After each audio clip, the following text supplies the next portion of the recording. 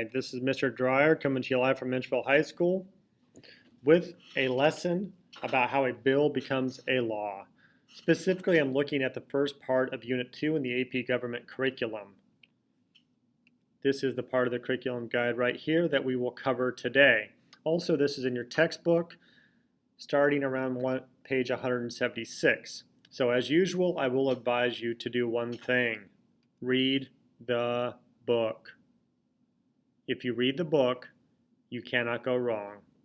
If you read the book, you will pass the AP test. Reading the book is important. So, that being said, let's move on. First of all, I'm going to give you the very brief version of how a bill becomes a law. Then I'm going to go into some more specifics. A bill is introduced either to the House of Representatives or the Senate. The bill has to pass the Senate and the House. It doesn't matter what order it is. So it could go into the House of Representatives, a majority of people in the House of Representatives could vote on it, and it could pass.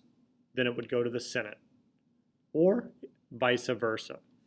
Remember, the Senate has 100 members, the House of Representatives has 435.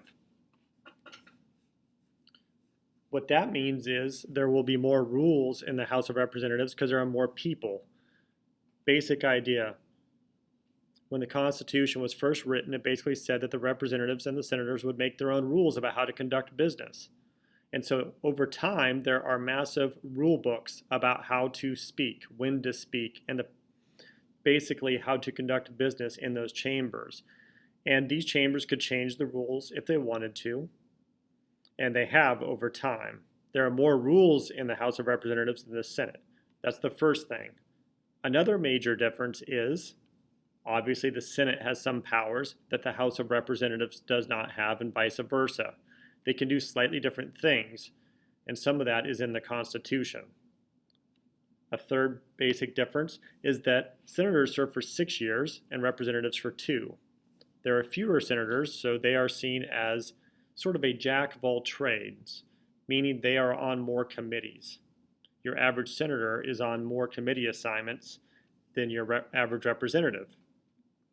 So every senator can almost chair a committee or a subcommittee because there are only 100 of them, whereas in the House, a representative might only be on a couple of committee assignments. So representatives can specialize on their committee, whereas senators tend to know more about many different committees. And all of that is in the textbook. Okay, so the bill is introduced. The first thing is these bills then go to a committee. Business is done in committees. Now, what are these committees? These committees are just groups of representatives or senators. In the book, it says that they vary in size, sometimes between 50 and 30 people. There are some committees that are there every single Congress. Those are called standing committees. And there's only about 20 standing committees. Now, keep in mind, standing committees also have subcommittees. So, for instance, a committee might be a committee on the judiciary. That is there every Congress. This is a committee that deals with things bills that would deal with, say, like the federal court systems and different federal laws. There are also committees on agriculture that are standing committees.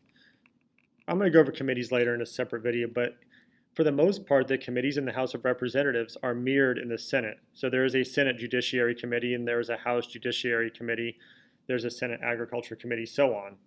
One big difference is, in the House of Representatives, there is a Rules Committee. There is not a Rules Committee in the Senate. There is no Rules Committee in the Senate. And I didn't know if the Rules Committee was on this list, so I was checking it out right now. But it does say here, number of chamber and debate rules that set the bar high for building majority support. So it's in here somewhere. We'll go back to it. Yet again, there's a Rules Committee in the House, but not in the Senate. And we're going to go over why that is later. Okay, so a bill gets introduced. It goes down to the committee. Long story short, the committee could give it to a subcommittee.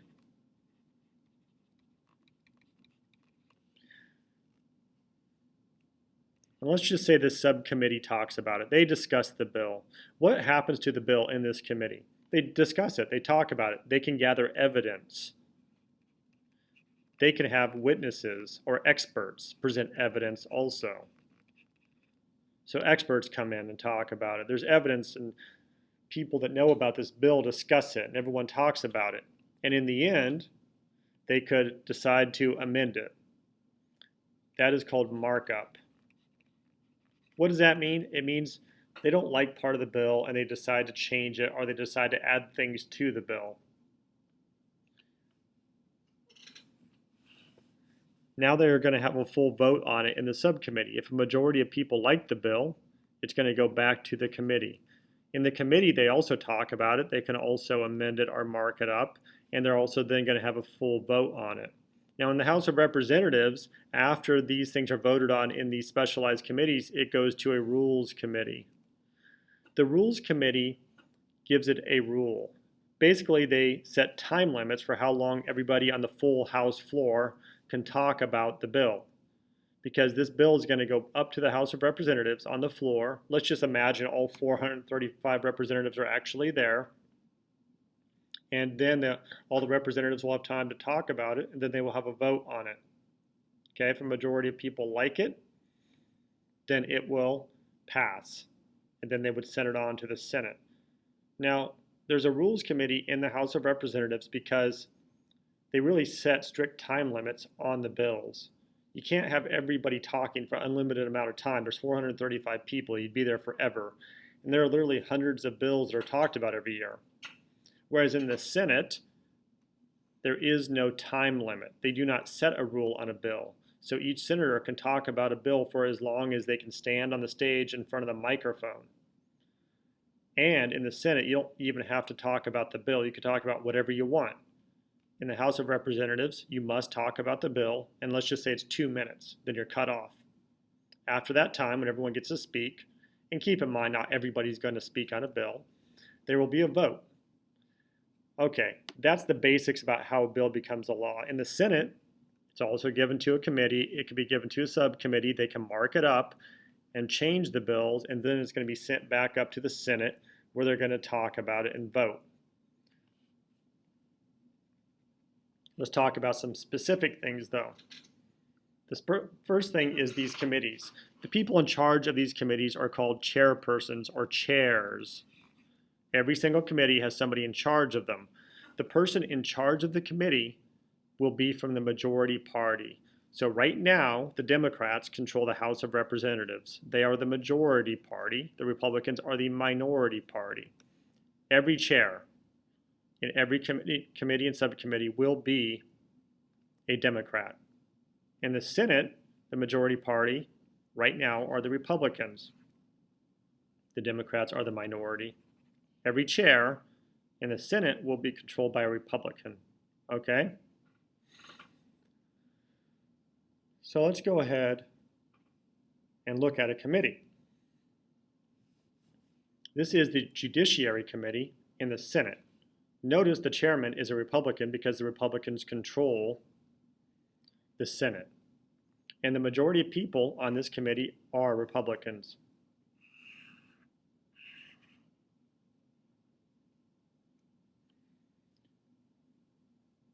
Here is the minority party, the Democrats. And now this is a very important committee, so there's a lot of important senators on this committee. If we just look down at this, we see Senator Ted Cruz, we see Senator Amy Klobuchar, Cory Booker, and Kamala Harris on the Democratic side. So this is a committee that many people want to be on. I'm going to talk about committees later, but some committee assignments are more important and seen as more prestigious than others, and the Senate Judiciary Committee is one of them. Okay, but keep in mind, Republicans control this committee. The chairperson has a lot of power. The chairperson can say, guys, we're going to talk about this bill right now. Or he can say, we're not going to talk about it, and just pigeonhole it. Pigeonhole it means you actually just set the bill aside and it dies in committee. If this committee never talks about the bill, if they never actually want to vote on the bill, it's difficult to then get it. You can't get it out of the committee. Okay, let's go ahead and look at another committee. This is the House of Representatives, the Rules Committee, which I said only the House of Representatives has. Right now you can see the majority of the people are Democrats. There's only a few Republicans on this committee, and the chairman is Jim McGovern, a Democrat from Massachusetts. Or actually, is this Maine? Maybe it's Maine. Sorry. Anyway, the point is there's a majority of Democrats on this committee because the Democrats control it. Okay, big idea. The chairperson is important because they can decide to talk about it or vote on it. So you must be asking yourself, wait a minute. So if a bill is in one of these committees and the committee doesn't want to talk about it or even vote on it, there's no way they'll be able to vote on it. Well, actually, in the House of Representatives, there is something called a discharge petition. If enough people sign this discharge petition, it can be forced from the committee up into the full House, and they can vote on it. And actually, the discharge position is something you need to know because it's right here in the AP curriculum. And it's in the House of Representatives, not the Senate. Oh, here's the Rules Committee right here. So what is the role of the Rules Committee? They set time limits. And they also decide whether you can amend the bill, meaning change it on the floor, or not. So for instance, if that bill comes up to the Rules Committee, they can say, well, this will be 2 minutes, and it's a closed rule. What that means is it cannot be changed or amended on the House floor. We can only vote on it. If it's an open rule, you can maybe offer amendments or mark up the bill right here on the House floor. So that's the purpose of the Rules Committee. Okay, in the Senate, since there is no Rules Committee, a senator can get up and talk about the bill for hours on end, and they don't even have to talk about the bill. There's a term for that called a filibuster. A filibuster is unlimited talking. Now, there are some rules to it. The senator has to be sort of near the microphone on the stage. They can't take a break. They can't just walk away. So they have to stand there and talk as long as possible. Sometimes senators read the phone book. Sometimes they read Green Eggs and Ham. If enough senators decide to filibuster, it could kill a bill. It's called talking a bill to death because it just takes too long to get the process done. There is a way to stop a filibuster. If 60 senators vote for cloture, the filibuster is stopped and they vote on the bill. And this is actually in the book and a term you need to know in the AP curriculum, I believe. So voting for cloture is important. The longest filibuster on record is somewhere around 23 hours. Now, if you have several senators that are willing to do that, then it could be a problem. So back in the past, people always thought you needed about 60 votes in the Senate to get something done because that would be the vote for cloture.